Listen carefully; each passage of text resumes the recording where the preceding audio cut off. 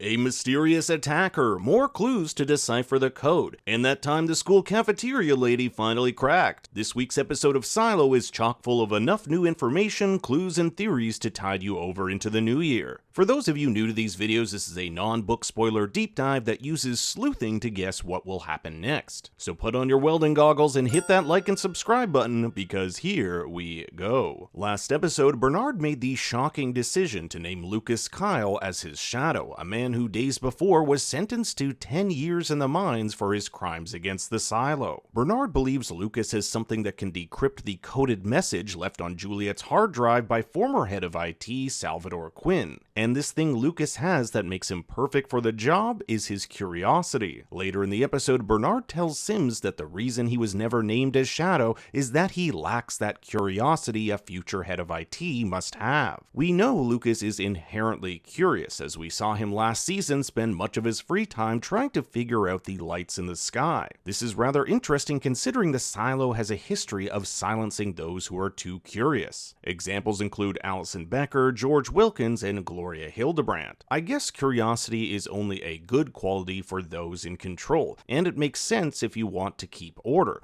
Those who are curious are more prone to ask questions. After being sworn in, Lukas is brought into the vault to meet the Legacy. This was something first referenced in episode 204 and refers to the super advanced computer that contains much of humanity's history in digital form. There are two doors behind the main computer screen here. The one on the left appears to be living quarters where Lukas will stay until he familiarizes himself with the Legacy. Bernard states his food will be there too, which implies the food here is separate from the rest of the silo. This may explain where Solo got that chicken stew to feed Juliette. The door on the right leads to a room filled with relics, books, and this tablet. The tablet is an extension of the Legacy which Lukas can use to help with his research. The Legacy itself is insanely advanced. For example, it's able to use the camera feeds from the silo and, in real time, understand that what was launched in the central shaft poses a threat. Bernard informs us that his search for answers, even with the power of the Legacy, yielded little results. All he was able to figure out was that the silo was built 352 years ago.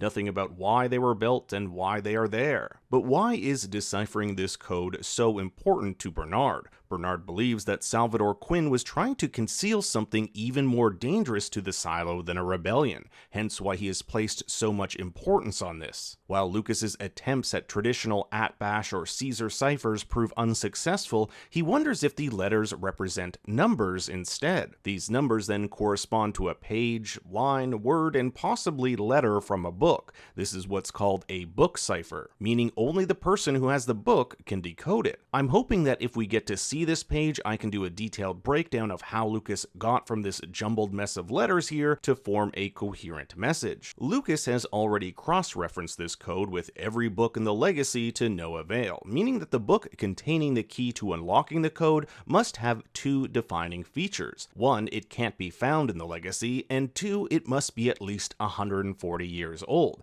i.e. how long ago since Salvador encrypted it. Luckily, Bernard has Meadows' old copy of The Wizard of Oz. If Lukas's theory is correct, he believes that a page in this book will help decrypt the code. Now, if you stick around to my trailer sleuthing section, I'll talk about some interesting twists coming up that might revolve around this code. The quest to gain control of the silo ramps up for members of the Down Deep. They're able to release a rocket to jettison propaganda to citizens above floor 120. If they can sway the minds of everyday silo dwellers, they could potentially gain control of the silo. It's interesting that the writing on the slip here has been altered from that found in the trailer, probably to avoid the spoiler of Judge Meadows dying. I also found it interesting that Mechanical has access to gunpowder. This so concerns Bernard that he asks Carla, the former head of supply, how much they have, and it looks like Carla is willing to tell him in exchange for knowing what happened to Knox, Shirley, and Martha. However, at the end of the episode, Bernard gains a valuable piece of information that may shift the tides of the rebellion entirely. Martha, who let Carla, the love of her life, go 25 years ago, doesn't want to make the same mistake twice. Hence, she sends a subtle message to IT by turning on the camera in her workshop. Bernard knows that Martha and Carla were once married, and he sees via the security footage that they still mean something to each other. How far is Martha willing to go to save the woman she loves? And would she jeopardize the success of the rebellion to do so? Mechanical wants the citizens questioning IT's control over the silo. They shut down the power to show how IT suspiciously has its own power, something many of the deputies see. They're in charge of keeping order, so if they start to question things and switch sides, Bernard will lose control. Now, Sims believes he can restore this order if he's reinstated as head of security, stating that Amundsen is not up to the task. I love this scene between Sims and Bernard, in which Sims vents his frustration for never being named Bernard's shadow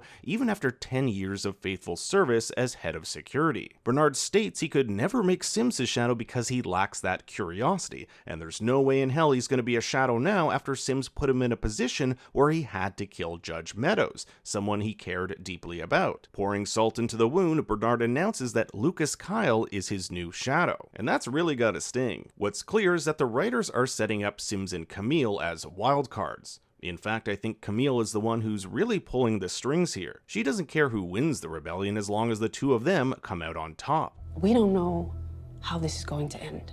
So until we do, we play both sides. Bonus points if you remember Juliette's Pez dispenser in the hands of Sims and Camille's son. Last episode we learned that someone poisoned the food in the Down Deep. This prompts Paul and Hank to interrogate a man by the name of Martin Glynn, a known spy for IT.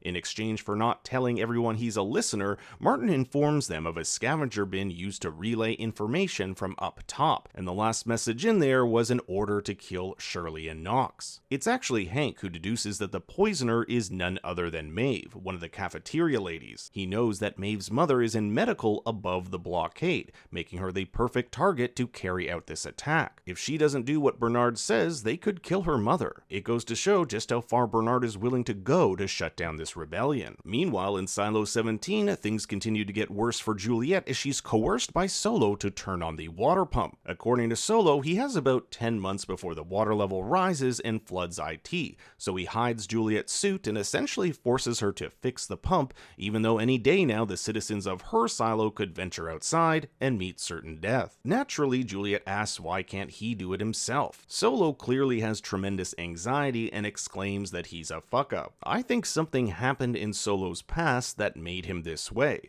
He doesn't want to screw something up because he knows what could happen if he fails. This may even be linked to the 2 dead bodies outside the vault. While Solo did go off on Juliette last episode and coerces her to get what he wants, I do think that he cares about her and wouldn't harm her. Case in point, before descending into the water, he asks her if she's still mad at him. While Juliette is successful in turning on the pump, when she goes to ring Solo to bring her up, he does not respond. Then the air pump stops, forcing her to rapidly ascend on her own. Solo warned her about coming up too fast and getting something called the bends, also known as decompression syndrome. This is when nitrogen bubbles build up in the blood after a sudden change in pressure. These symptoms can appear minutes or up to 24 hours after surfacing, so I wouldn't be surprised if this is something Juliette has to deal with next episode. But the big WTF moment occurs when Juliette realizes something has gone terribly wrong up top. The air pump has been knocked over with blood splatter leading up the silo. It's a bit dark and the quality of my copy isn't the greatest,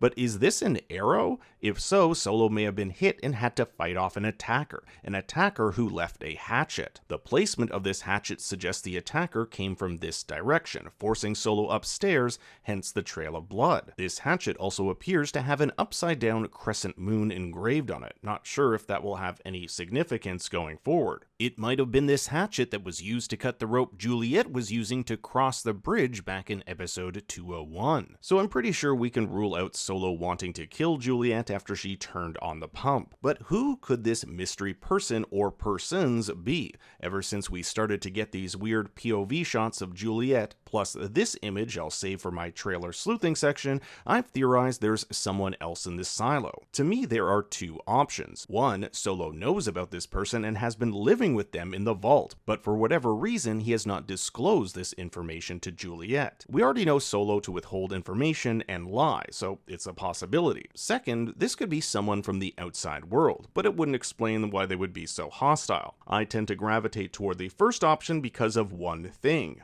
food. The only place in Silo 17 that has food is the vault where Solo is. I don't think anyone could survive for long without access to it, but let me know in the comments what you think. Now we get into our trailer sleuthing section where we look at this season's trailer to see where the show might be headed. Keep in mind I won't be going over every shot, just the ones I think are relevant in episodes to come. Here we have Lukas Kyle in what appears to be the bottom of the silo. The only reason why I think he could be down here is to investigate that tunnel beneath the silo he found on the hard drive. It's also possible his journey deciphering Salvador Quinn's code led him here. I'm guessing this is Lukas on the right here having dressed in something more befitting of the IT's shadow. We'll see someone wearing something similar here giving Sims, notice the trademark leather jacket, a copy of the pact. It's possible this is Salvador Quinn's copy, which has these underlined letters that spell the word proceed. This has got to be tied to deciphering the code, but just how it ties into the Wizard of Oz is unclear. It's possible the Wizard of Oz isn't the book that decodes the cipher, but rather Quinn's copy of the pact, and it looks like several books have been tried to solve this. We also don't know why Lukas is giving this book to Sims. Are they working together, or has Sims somehow blackmailed Lukas? Juliette here in a room that looks a lot like the legacy found in Silo 18.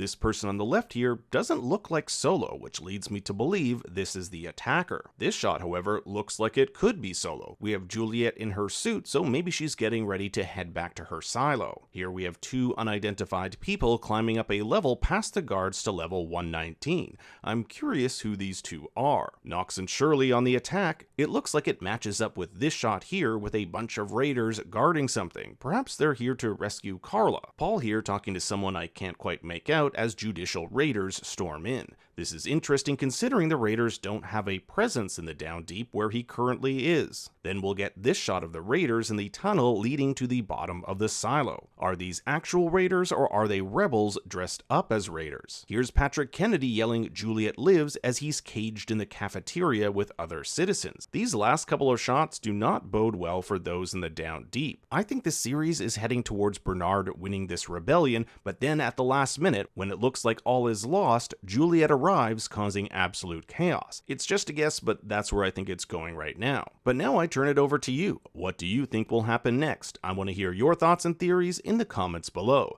Thanks for watching. Be sure to like and subscribe, and for more bad takes, you can follow me on Twitter and Instagram at ThinkStoryYT. Until next time, remember, Daddy loves you very much.